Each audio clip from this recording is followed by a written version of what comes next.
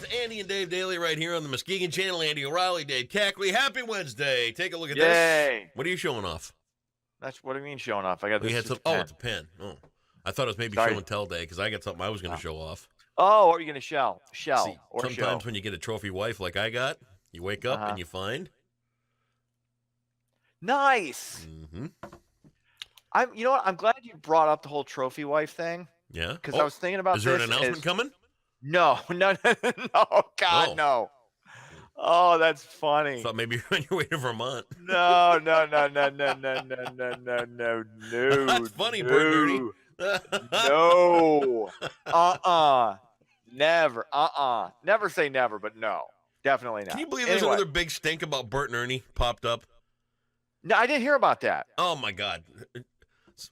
Burt and Ernie are supposedly a gay couple. No, they're just best friends. Now they're back to me. Who cares? They're non-sexual. They're puppet. They're child puppets. And they're for kids. Stop reading into it. Why do you have to bring that into it at all? You don't. You don't. People are dumb. Just let them be Burt and Ernie, for God's sake. Absolutely. Well said, well spoken. Anyway, as you were going to say.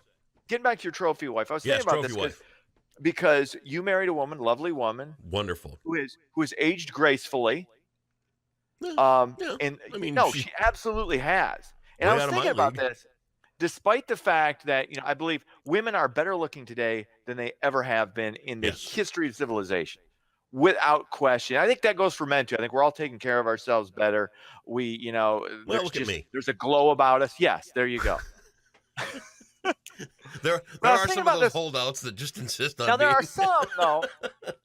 There are some, and it's 100% more difficult for women. It's the weird trade-off where they live 5 years longer, but they don't age really as well as men do. In general, there are exceptions, but in general, and I noticed that because ABC had Kathleen Turner on, and you remember Kathleen Turner, the actress, Romancing with the Stone. Yeah. Peggy Sue Got Married. Okay, unbelievable. She looks like a linebacker now, which is fine, whatever. I mean, still, like I said, brilliant actress. But I was thinking, she seems to be handling that well. She's dealt with some health issues. She's had some problems, but she's dealt with being a formerly just incredibly beautiful actress to an older lady. She's handled it well. I don't think she was all that incredibly good looking to begin with. Okay, see, that's my point, and that's my point. Because don't get me wrong, she was movie quality. She was good looking. She was very good in her movies. Absolutely. I never saw Kathleen Turner as the, Right. Okay. And I get that. Okay.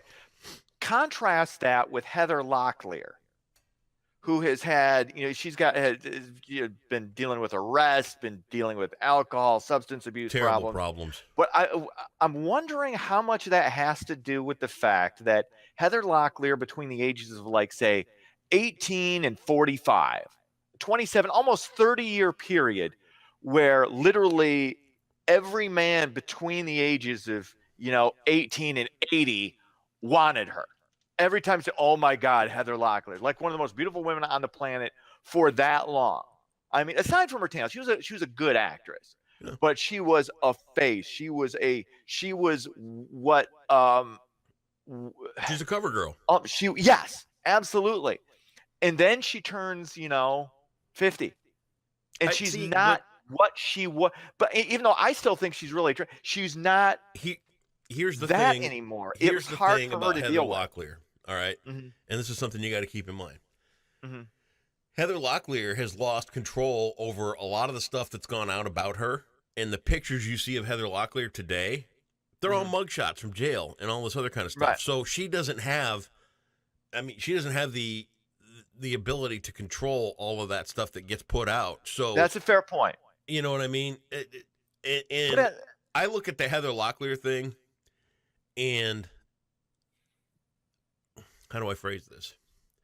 When I see pictures of Heather Locklear, I see somebody that is truly terrified of life. Yeah, I think circumstances have beaten that woman up to the point where she is a lost soul. And I see pictures of her, and it's pity. Mm-hmm. I see her as lost. I see her as reaching out for help. I see and And the argument can be, and this came up maybe a year and a half or so ago on Facebook when she had one of her things, and I'm very sympathetic to circumstances, and I try to understand what life has given her and things like that. And everybody else is like, well, she's the one that chooses to do drugs. She's the one that chooses to do this. She's the one that chooses. And it's like, you know what? Look at life through her eyes for a little while. Yeah, she had it pretty good for a while. TJ Hooker and all the posters and everything else and all this other kind of stuff. But what was going on behind the scenes of all that? Nobody knows. Right. So this to see her now, I see when I look at a picture of her and I see her eyes and I look at Heather Locklear, I see somebody that is just begging for help. Somebody please come and be honest with me. Somebody please come and help me. Somebody please come and get me out of this, because she's a mess, and it really bothers me to see that. How much of that, though, do you think could be put, at least in part, on the fact that this woman was at the peak where you're looked upon? I mean, the world for unbelievably beautiful women is, and the same goes for wealthy men, is completely different. You live a different life, and then all of a sudden you are not 22-year-old Heather Locklear, you're 52-year-old Heather Locklear. Right. And that there's the emotionally factor, and psychologically, but there's also when everybody was kowtowing to her and she was getting her way and everything like that. Now she may not be getting that, but if you look at the same people that were kissing her ass and kowtowing to her and all that stuff, they're on the attack now. Mm-hmm. They're the ones that are all on the attack trying to make a buck off her quote unquote demise. Yeah. Right. When it's dead, you'd think that those people that were around her that were profiting off all the pictures and all the paparazzi and the glamour and the glitz and all this other kind of stuff, you would think that maybe they would encircle her and try and get her back up on her feet. Hell no. They're all standing there waiting for the next shoe to drop and the next big crisis to happen for her. So take a look at that life circumstance. You know what I mean? It's awful. It's terrible. Yeah.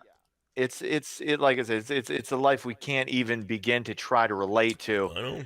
At the same time, though, I think a lot of this, it's got to be. And I heard Adam Carolla bring this up on his podcast a while back when where it goes with Heather Locklear is this idea where you're the ideal. You're not just an attractive woman, or not just a talented individual. You are the ideal that men are all looking for. Yeah. Fit from a physical appearance standpoint. And now you're not. Yeah. Yep. And you're not. That was how you were kind of, I'm wondering, this is how you identify. That was your whole being, was wrapped up in being a 22-year-old Heather Locklear, and now you're not. Hey, and you know what? To a lesser degree, because I was talking to some old radio friends yesterday from the day, way back in the day. To a lesser degree, I've had to deal with some of that. Yeah. There was a time in radio. Andy, can we fly out to Los Angeles this weekend? Yeah. Andy, can we get you to New York to come see this band? Andy, we were at Minneapolis. Andy, what do you? I mean, and then you look in magazines, and there's your picture, and you look in, and I've got the stuff here to prove it. I mean, Andy, we're going to put a CD out of all this new music. Can you host it for us? Yeah, okay. So I mean, there's a time when we all peak, and then we have our moment. And then you just have to adapt to that after the fact. And maybe, maybe with Heather, she just can't, I don't know. Interesting. I don't know. All right. Let's get into other tell you the story, though. Goings on. I'll have to tell you the story, though, about one of the conversations I was having with a buddy last night about one of those trips. Woo-wee. Okay. We'll save that for tomorrow. There's your tease. Maybe. Oh, come on. You can edit it for content. Oh, my God. All right. Republican leaders are preparing to push to install nominee Brett Kavanaugh on the Supreme Court. Attorneys for Christine Ford, who has accused Kavanaugh of assaulting her during a high school party back in the 1980s, said their client was not prepared to testify in a public hearing offered by Republicans. They want the FBI to investigate her allegations first. Kavanaugh has rejected her claims. Now, and Republicans have pointed this out, nothing the FBI does would have any bearing on what Ford is going to tell the committee. I mean, tell the committee what happened. Tell them your side of the story. And bottom line is, Republicans want to push this thing through, and Democrats want to delay it as long as they can because he's going to get confirmed. Barring photographic evidence or him completely breaking down and saying, I did it, which isn't going to happen. And I don't know that, like I said, I don't know who to believe in this. I really don't. Because they both have reasons to tell the truth and they both have reasons to lie. So I don't know. I'm taking a wait and see, but I just, for the most part, try to ignore this stuff. But it's a news story, so have to throw it out there.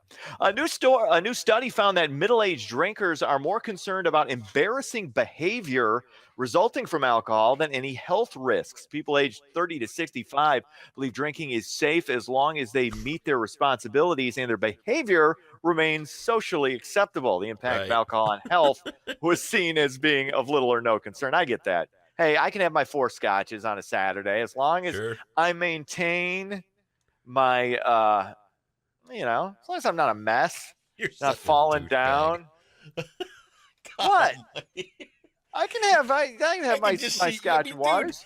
Dude, you're a Pabst Blue Ribbon guy in a suit. I am not. I'm a you scotch are too. man. And then you roll up to the bar and you order a scotch, and it's like you're some kind of high. No.